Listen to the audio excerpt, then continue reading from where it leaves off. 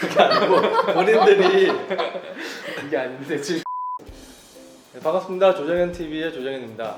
오늘은 30대 중반의 젊은 부부분을 모시고 이야기를 나눠보도록 하겠는데요. 간단하게 자기소개를 좀 부탁드릴게요. 네, 안녕하세요. 저는 30대 중후반이고요. 저희 신축 사업에 뛰어들게 된 사람입니다. 신랑이 이제 작년에 퇴사를 하게 돼가지고요.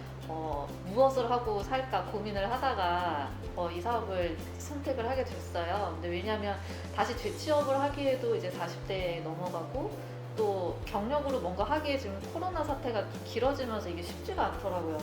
그러다가 저희가 또 이제 임신을 제가 하게 돼서 이제 아기가 이제 다음 달에 나와요. 근데 이제 이런 상황에 뭔가 조급하기도 하고 좀 우리가 좀 이런 식으로 갑자기 퇴사당하는 일을 없게 좀 장기적으로 좀 전문적으로 할 수 있는 게 뭘까 생각을 하다가 대표님 책을 좀 읽게 되면서 우리도 이런 사업을 조금 해볼 수 있지 않을까 하면서 수업을 수강을 하면서 지금 이렇게 진행을 하게 되었습니다. 하고 싶었던 것이. 그래서 제가 수업을 하면서 또 이 신축 사업을 같이 진행을 하면서 조금 더 신경이 쓰이게 됐던 이유가 대한민국의 발전을 위해서 이제 아기를 갖고 또 키울 그런 결정을 하셨고 그렇기 때문에 좀 더 신경이 쓰이고 계속 지켜보게 됐는데요.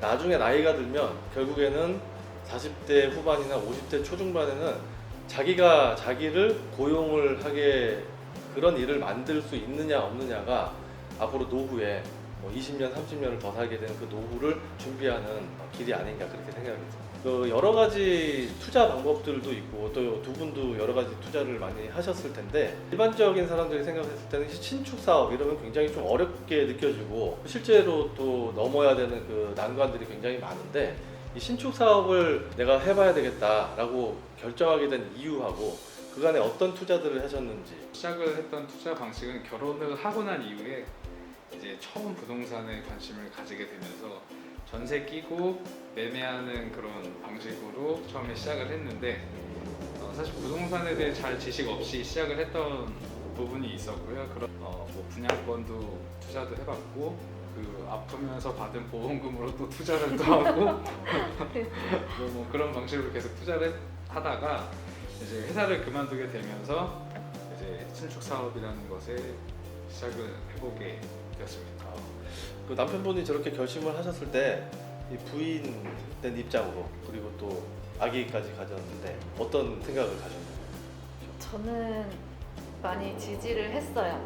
저는 좋다라고 생각했던 이유가 같이 저희는 부동산 투자를 시작을 이제 하면서 그 규제가 심해지면서 아파트 투자가 좀 어려워지고 그러다 보니까 당첨이 너무 쉽지가 않은 거예요. 청약이랑 그리고 뭐 오피스텔 청약도 마찬가지고 계속 해도 떨어지고 이런 어떤 복불복 같은 거에 계속 돈을 투자하고 시간을 투자하기보다 뭔가 딱 넣었을 때 확실하게 결과가 나오는 그러니까 내가 좀 컨트롤할 수 있는 기간 이런 게 있어야 우리가 좀 더 안전하겠다.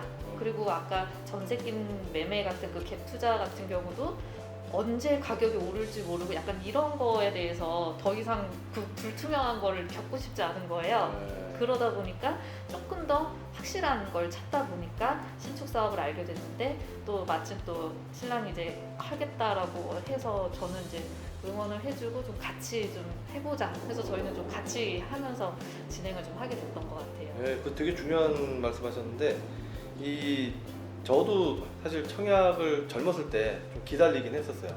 혹시나 되지 않을까. 한 세대 전에 분들께서 사실은 부동산 투자를 해서 돈을 버는 방법이라는 게 청약을 해서 분양을 받고 그 집에 들어가서 살다가 다시 또 이사를 하고 이게 이제 전통적인 방법이었기 때문에 일반적인 사람들은 부동산 투자다 하면 본인의 부모님들이 했던 그거를 이제 그대로 하는 거 그게 이제 부동산 투자라고 생각하기 때문에 대부분이 청약을 먼저 생각을 하시는데 물론 이제 자기가 청약에 당첨될 가능성이 많다.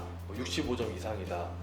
부모를 봉양을 하고 있고 아이들이 3명 이렇게 점수가 나오는 사람들이라고는 모르겠지만 대부분의 경우 청약을 포기하는 순간 부동산으로 돈을 번다 라는 게 좀 있더라고요. 그게 뭐냐면 청약을 포기한다는 거는 청약을 포기하기 전까지는 부동산 자산이 없었다는 뜻이거든요. 청약을 포기했다는 얘기는 부동산을 무언가를 주거용 부동산을 뭔가를 샀다라는 뜻이고, 그래서 저는 이제 청약을 포기하는 순간 부동산으로 돈을 벌지 않을까라는 생각을 하고 있어요.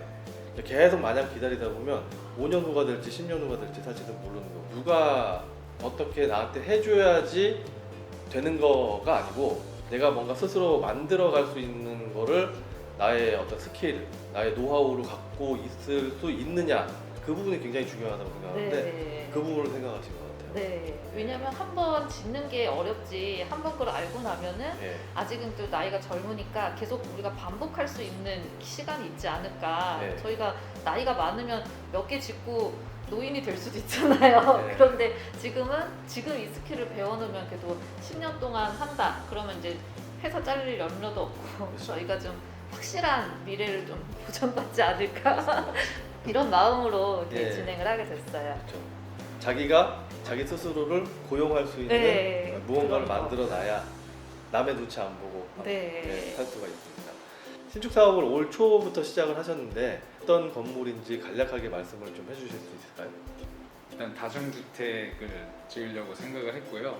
일단 저희가 30대이기도 하고 저희가 그동안 제가 회사 생활을 대기업에서 하긴 했지만 뭐 이렇게 빌라나 더 큰 주택을 지을 수 있는 정도의 여력은 되지 않기 때문에 저희가 할 수 있는 범위 내에서 다중주택을 선택하게 됐고, 돈이 많으면 큰 건물을 짓고 싶잖아요. 그래서 저희도 빌라 분양 뭐 아니면 큰 거 이런 거 짓고 싶었는데 현실적으로 돈이 그렇게 안 되다 보니까 제일 적게 할 수 있는 게 다중주택이라고 이제 배워가지고 금액을 이제 최대한 저희 돈이 없으니까 대출을 이제 많이 받아서, 그래서 저희는 이걸 꼭 성공을 해야 되는 되게 간절한 마음으로 돈이 많아서 한 게 아니고 먹고 살려고 한 거니까 되게 간절하게 대출을 받아서 지금 이게 꼭 잘 돼야 된다 이런 게 있어요. 그래서 다행히 땅을 찾을 때 대표님이 되게 도움을 많이 주셔가지고, 왜냐면 아파트 같은 건 그냥 사면 되는데 이 땅이 건축을 할 수 있는지 없는지부터 되게 난관에 부딪히더라고요, 저희 같은 경우에.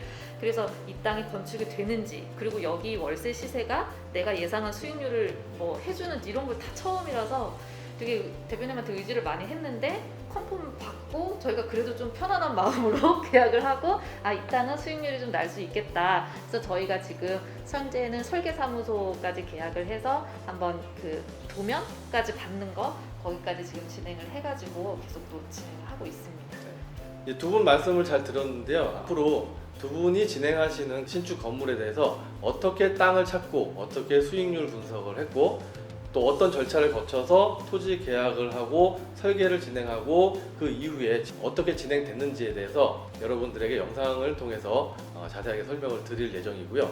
그리고 나중에 건물이 완공이 되게 되면 그 현장까지 가서 건물주가 되는 모습까지 여러분들에게 영상으로 소개를 드리도록 하겠습니다.